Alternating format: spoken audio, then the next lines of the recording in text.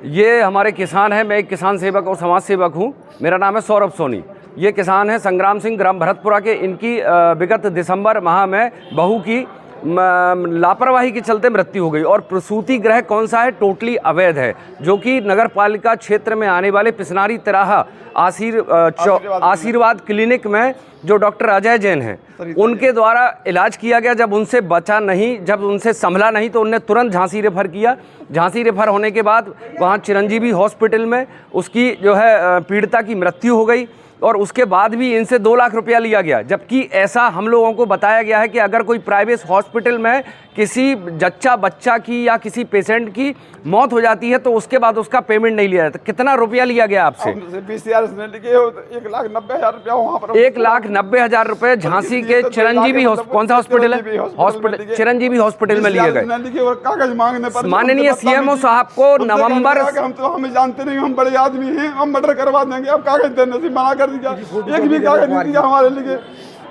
और माननीय सीएमओ साहब इम्तियाज जी को मैं कम से कम नवंबर से इस चीज़ से आगाह करा रहा हूं। ये बड़ी 2 घटनाएं जो आपके सामने हो चुकी हैं, ऐसी और 5 घटनाएं हुई हैं जिन्हें पैसा ले दे के। भरतपुरा की एक शहरिया की घटना भी अभी 6 महीना पहले हुई थी, हमें जानकारी नहीं थी, लेकिन हमारी मरीज भ्रष्टाचार को लेके दबा दिया जाता है। 5 घटनाएं घट चुकी हैं।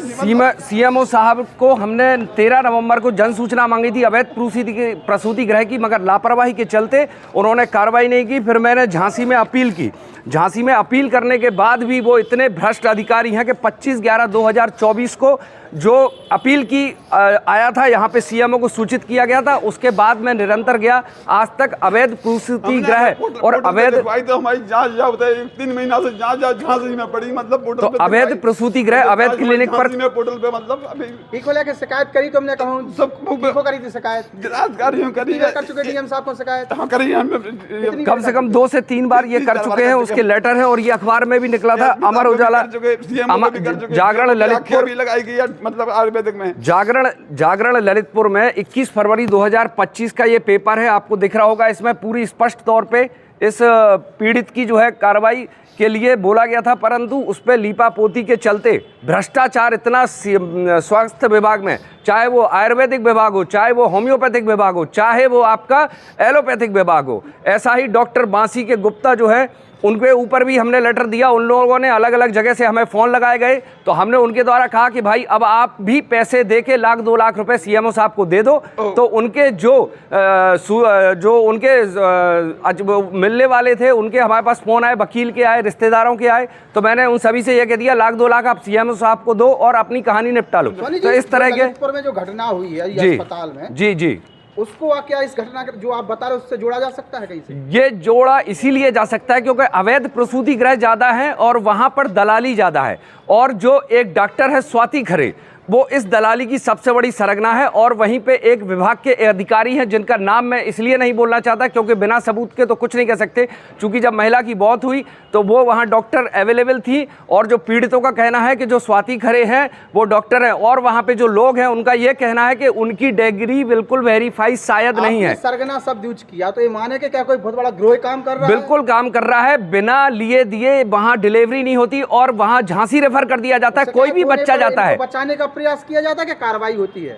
उनको बचाने का ही प्रयास किया जाता है। भ्रष्टाचार पूरी तरह से व्याप्त है। जिनको शिकायत करते हैं वो बचाते हैं। जी बिल्कुल, ये सारा जो स्कैंडल है उसका सेंटर ग्रह महिला जिला चिकित्सालय है, जो कि कई प्रार्थना पत्रों से अगर पिछले 1 साल में आप निकालेंगे तो सभी आप पूछेंगे कितनी प्रसूति गृह हुई 1 साल में, तो सभी का जवाब होगा मेरा बच्चा उल्टा था, आप इनको झांसी रेफर कर दो। इसके बाद ये सब चीजें सामने आ रही हैं, इनको संरक्षण कौन दे रहा है? क्या राजनीतिक लोग संरक्षण दे रहे हैं या जिले में बैठे बड़े अधिकारी संरक्षण दे रहा है? कौन संरक्षण दे रहा है? प्रतिनिधियों का तो कहना यह है कि अधिकारी लोग सुनते नहीं है।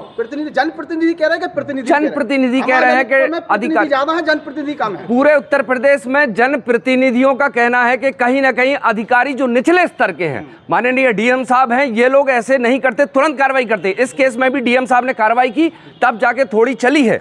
लेकिन जो निचले स्तर के कर्मचारी हैं उनके आप बैंक अकाउंट खंगालेंगे तो उनकी आपको स्पष्ट पता चलेगा कि कितना भ्रष्टाचार व्याप्त है। स्तर के नेता कहाँ कर रहे हैं? तुम्हारे तक के विधायक, सांसद, मंत्री, इन लोगों के पास गुहार नहीं लगाता आप लोगों का? इन लोगों ने गुहार लगाई थी, परंतु उनको एक ही काम नहीं है कि वो एक व्यक्ति की सुनवाई करें। ये निचले स्तर को जो कर्मचारी है, सीएमओ महोदय हैं, ये उनके कार्य क्षेत्र में आता है। जैसे आयुर्वेदिक सीएमओ हो गए, होम्योपैथिक सीएमओ हो गए, एक बड़ा अधिकारी एक व्यक्ति की सुनवाई नहीं कर सकता। मैं भी आज आया हूं, मुझे भी अपने दूसरे काम रहेंगे, मैंने आज इनकी सुनवाई कर दी। तो ये जो महिला अस्पताल में जो अभी डॉक्टर रखे गए हैं रिसेंटली, कुछ आपके टेम्परेरी है, जो परमानेंट डॉक्टर्स हैं, उनको छोड़कर जो टेम्परेरी डॉक्टर्स हैं, इस भ्रष्टाचार का सबसे बड़ा वो हिस्सा है। स्वाति खरे ने कहां से डिग्री करी, उसकी जांच की जाए और वो डिग्री कैंसिल की जाए और वो आगे किसी अस्पताल में प्रैक्टिस ना कर पाए, क्योंकि इस तरह उनको एक बार लालच हो गया। सभी कुछ ज्ञापन देने वाले बोले, ज्ञापन देने वालों ने हत्या का मुकदमा दर्ज हो उन पर। बिल्कुल, ज्ञापन देने वालों ने स्पष्ट रूप से कहा है कि स्वाति खरे इस चीज की जिम्मेदार है और उनके ऊपर उनकी 3 कार्रवाई आवश्यक है। सबसे पहले उनकी एकेडमिक क्वालिफिकेशन को जांच की जाए, अगर वो फर्जी है तो उसको कैंसिल की जाए।